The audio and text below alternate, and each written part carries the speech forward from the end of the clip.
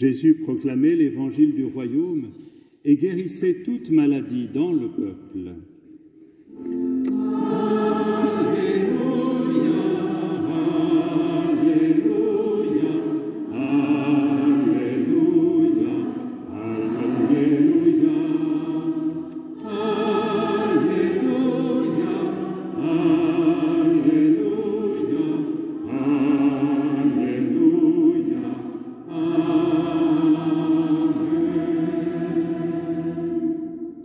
Le Seigneur soit avec vous. Évangile de Jésus-Christ selon saint Marc. En ce temps-là, Jésus quitta le territoire de Tyr. Passant par Sidon, il prit la direction de la mer de Galilée et alla en plein territoire de la Décapole. Des gens lui amènent un sourd qui avait aussi de la difficulté à parler et supplie Jésus de poser la main sur lui. Jésus l'emmena à l'écart, loin de la foule, lui mit les doigts dans les oreilles et avec sa salive lui toucha la langue. Puis, les yeux levés au ciel, il soupira et lui dit « Ephata », c'est-à-dire « Ouvre-toi ». Ses oreilles s'ouvrirent, sa langue se délia et il parlait correctement. Alors, Jésus leur ordonna de n'en rien dire à personne, mais plus il leur donnait cet ordre, plus ceux-ci le proclamaient. Extrêmement frappé, il disait « Il a bien fait toutes choses. Il fait entendre les sourds et parler les muets. » Acclamons la parole de Dieu.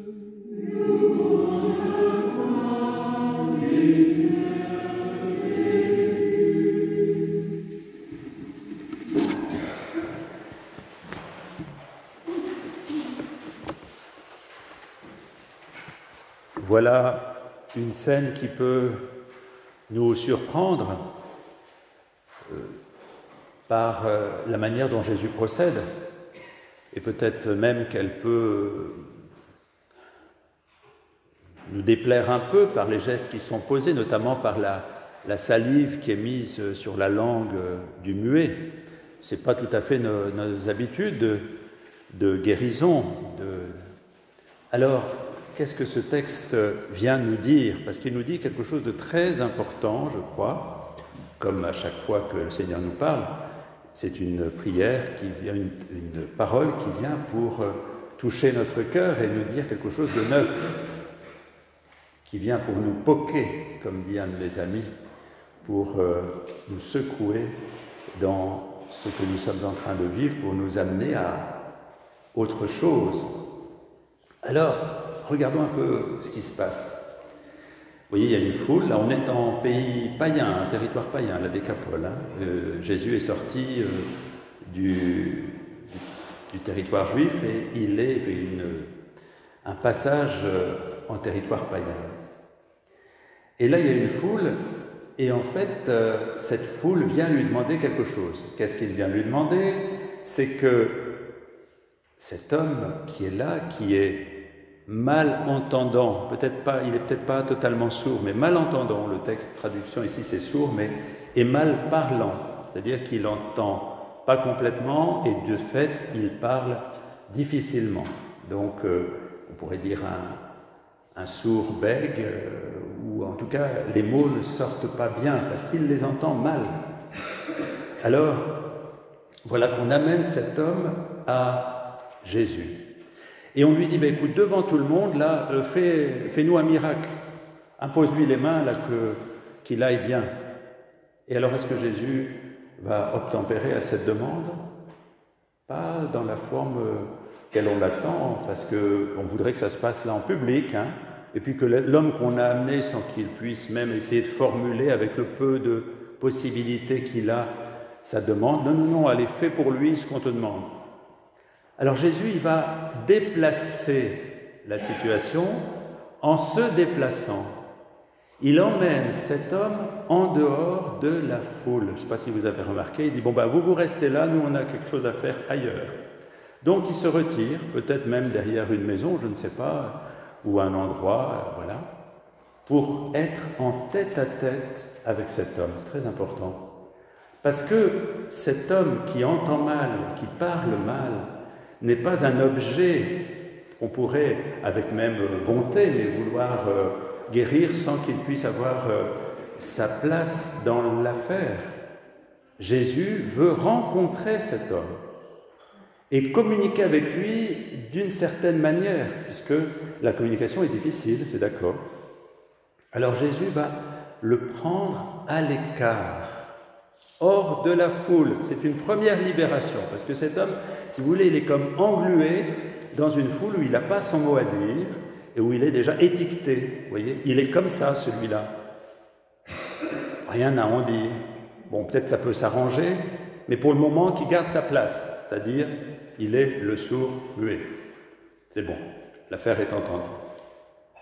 Et vous voyez, c'est intéressant en écho, parce que dans la deuxième lecture, tout à l'heure, que Yves nous a lue, il y a aussi des étiquettes qu'on met sur les gens. Vous voyez, celui-ci, c'est quelqu'un de bien, on va le mettre au premier rang. Celui-là, c'est un pauvre, alors on va le mettre sur un strapontin, mais bien dans le fond, là. Et puis c'est comme ça, c'est entendu, on n'en parle plus, chacun à sa place. Comme dans la société indienne, vous savez, il y a les intouchables. Alors voilà, ils sont en dehors, qu'ils y restent. On verra dans une vie après si ça s'arrange. Vous voyez, le Seigneur, il nous regarde, et il nous regarde au-delà de toutes ces étiquettes, de tous ces classements, de toute cette manière qu'on a d'être enfermé dans un statut pour nous rejoindre dans notre identité la plus profonde. Et il y a ce retrait qui est déjà une première libération en disant « Toi, je veux te rencontrer ici et maintenant, aujourd'hui. » Alors, qu'est-ce qui se passe après? Donc, ils se sont retirés. Jésus entre en regard échangé avec cet homme, en communication avec cet homme, et il va poser des gestes. Alors, qu'est-ce que ça veut dire, ces gestes? Jésus va reprendre les gestes que pratiquaient, c'est un cas un peu unique dans l'Évangile, que pratiquaient les guérisseurs de l'époque. C'est-à-dire que pour guérir, on disait que la salive avait des vertus vraiment guérissantes, des gestes très précis, il va avoir ce gémissement. Voilà, Jésus rentre dans un rituel de guérison classique, je dirais, pour le moment, parce que cet homme, il n'entend pas. Alors s'il ne pose pas de gestes, comment voulez-vous qu'il comprenne ce qui est en train de se passer? Donc Jésus va utiliser le rituel de guérison du moment pour rentrer en communication sur le fait qu'il veut apporter soulagement à cet homme sur le plan de cette communication dont il a besoin d'être rétabli. Et donc les gestes sont des gestes à la fois très délicats puisqu'il va faire des gestes qui sont compréhensibles par son interlocuteur, et en même temps des gestes très proches. Vous voyez, qu'est-ce qu'il y a de plus proche que de mettre ses doigts dans les oreilles de quelqu'un, de poser sur sa langue quelque chose, et après ce souffle qu'il va faire, ce gémissement, c'est aussi un geste, le souffle. C'est magnifique. Alors vous voyez, il y a là quelque chose d'extrêmement beau. Jésus nous prend à l'écart pour nous rencontrer personnellement, et après Jésus se fait d'une infinie proximité avec nous. Vous voyez, ce n'est pas un Dieu qui est lointain, qui va agir d'en haut, boum, comme ça. Toute la vie de Jésus, c'est une rencontre intime, une rencontre personnelle, une rencontre où on est reconnu, où on est aimé. Et Jésus nous parle au nom de Dieu, son Père, un Dieu qui n'est pas lointain, mais un Dieu qui est infiniment proche, peut-être même plus proche de cet homme que cet homme l'est de lui-même. Parce que vous savez, très souvent, on est en dehors de nos chaussures. On est ailleurs, on pense à autre chose, on est inquiet, on a un projet, on ne sait pas s'il va se réaliser, on a des soucis. Alors on est en dehors de nous-mêmes. Et Jésus, il se fait proche du cœur de cet homme, au plus proche, si vous voulez. Et dans son regard, dans ses gestes, il veut faire comprendre à cet homme qu'il est aimé infiniment, au-delà de tout ce qu'il pourrait même imaginer, concevoir, espérer.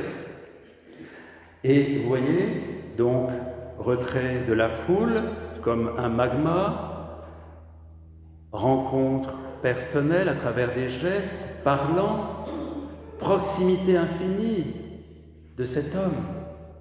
Et à ce moment-là, il va aller encore plus profond.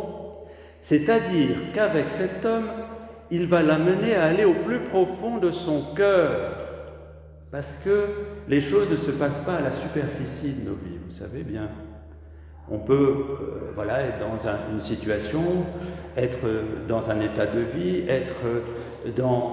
et puis au fond de nous-mêmes, il y a toute une vie qui sommeille, une vie qui s'agite, une vie qui a envie d'exister.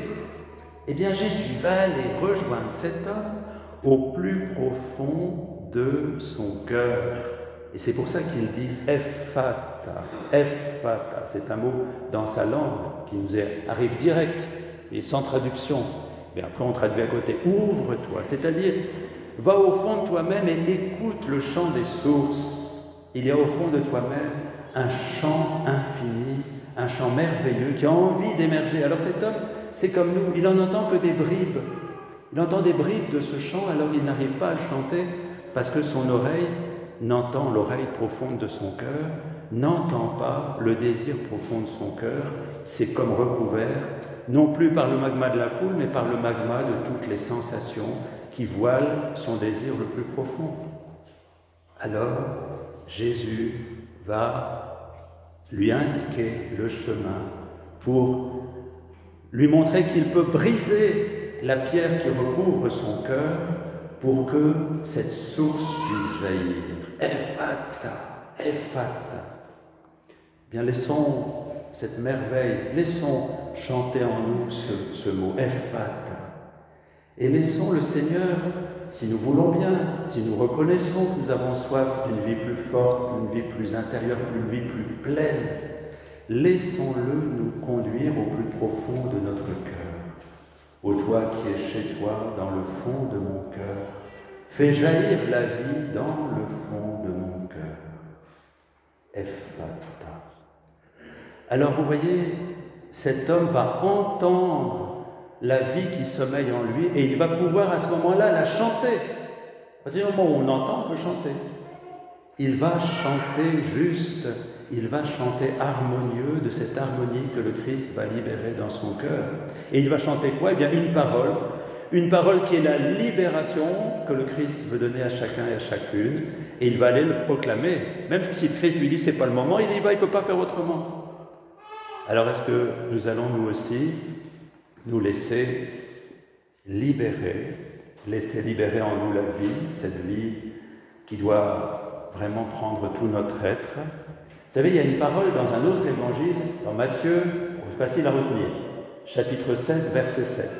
Facile, hein? 7, 7, Matthieu 7, 7. Et qu'est-ce que c'est cette parole? C'est « Demandez, on vous donnera. Cherchez, vous trouverez. Frappez, on vous ouvrira. » On vous ouvrira. Si vous voulez accéder à cette vie profonde, allez-y, frappez, le Seigneur va ouvrir votre cœur. Bien que nous puissions demander, si nous le souhaitons, cette vie pleine, cette vie belle, cette vie bonne, cette vie joyeuse, la demander, puis le Seigneur va casser la pierre qui empêche la vie de circuler.